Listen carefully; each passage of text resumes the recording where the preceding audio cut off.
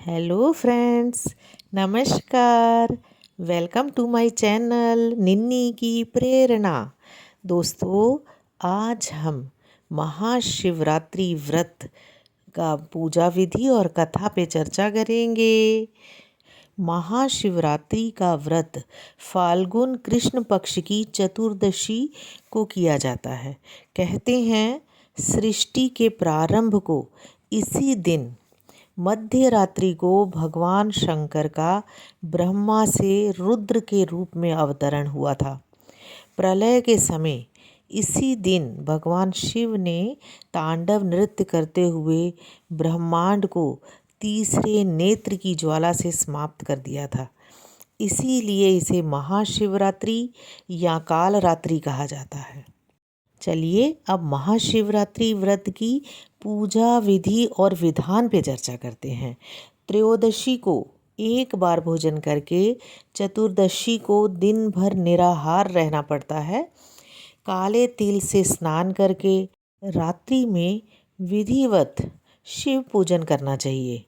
पत्र, पुष्प तथा सुंदर वस्त्रों से मंडप तैयार करके वेदी पर कलश की स्थापना करके गौरी शंकर तथा नंदी की मूर्ति रखनी चाहिए।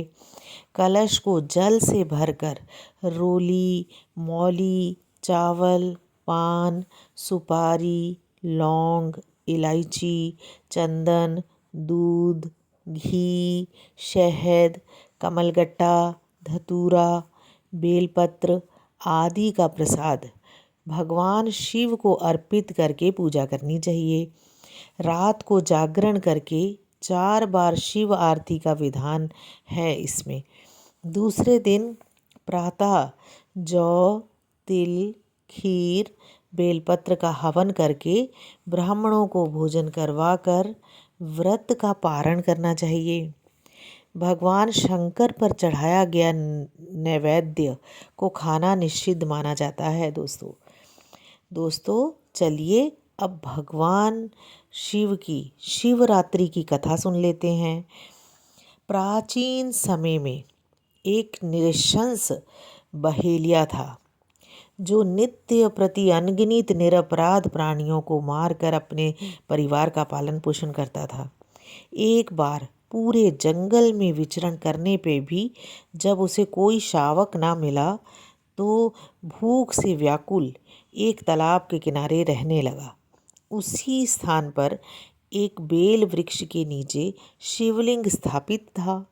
बहेलिया उसी वृक्ष की शाखा पर चढ़कर अपनी आवास स्थली बनाने के लिए बेल पत्रों को तोड़ता हुआ भगवान शिवलिंग थे, उन शिवलिंग भगवान को आच्छादित कर दिया बेलपत्र से। दिन भर के भूख से व्याकुल उस बहेलिये का एक प्रकार से शिवरात्रि का व्रत पूरा हो गया। कुछ रात बीत जाने पर एक गाभिन हिरणी उधर कुलाचे भरती हुई आई। झिझकती भयाकुल हिरणी दीन वाणी से बोली, हे व्याघ्र, मैं अभी गर्भवती हूँ। प्रसव वेला भी समीप है, इसीलिए इस समय मुझे मत मारो। बच्चे को जन्म देने के बाद शीघ्र ही आ जाऊंगी। बहेलिया उसकी बातों को मान गया। थोड़ी रात व्यतीत होने पर एक दूसरी हिरणी उसी स्थान पर आई।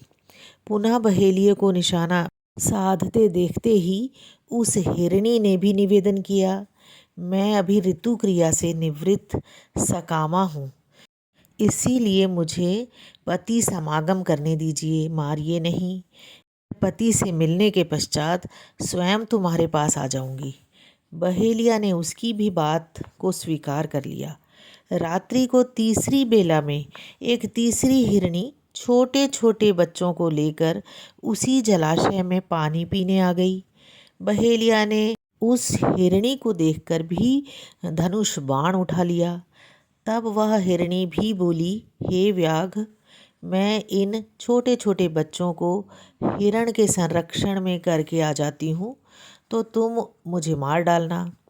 बहेलिया ने दीन वचनों से प्रभावित होकर उस हिरणी को भी छोड़ दिया।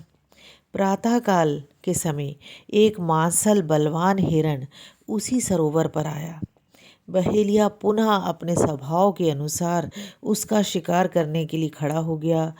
तो यह क्रिया देखते ही हिरण ने कहा, हे व्याघ, मैं आपसे प्रार्थना करता हूँ कि यदि तुमने मुझसे पहले आने वाली 3 हिरणियों को मार दिया है तो मुझे भी मार दीजिए, अन्यथा अगर उनको तुमने छोड़ दिया है तो मुझे उन हिरणियों से मिलकर आने के बाद मारना, मैं ही उनका सहचर हूँ।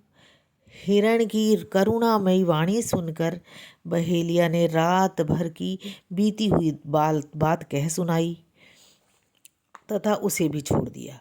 दिन भर उपवास, पूरी रात जागरण तथा शिव प्रतिमा पर बेलपत्र घर बनाते हुए गिराए थे, यानी कि चढ़ गए।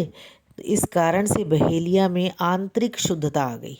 उसका मन निर्दयता से कोमलता में बदल गया और हिरण परिवार को लौटने पर भी ना मारने का निश्चय कर लिया। भगवान शंकर के प्रभाव से उस बहेलिया का हृदय पवित्र तथा सरल हो गया। वह पूर्ण अहिंसावादी बन गया। उधर हिरणियों से मिलने के पश्चात हिरण ने सपरिवार बहेलिया के पास आकर अपनी सत्यवादिता का परिचय किया।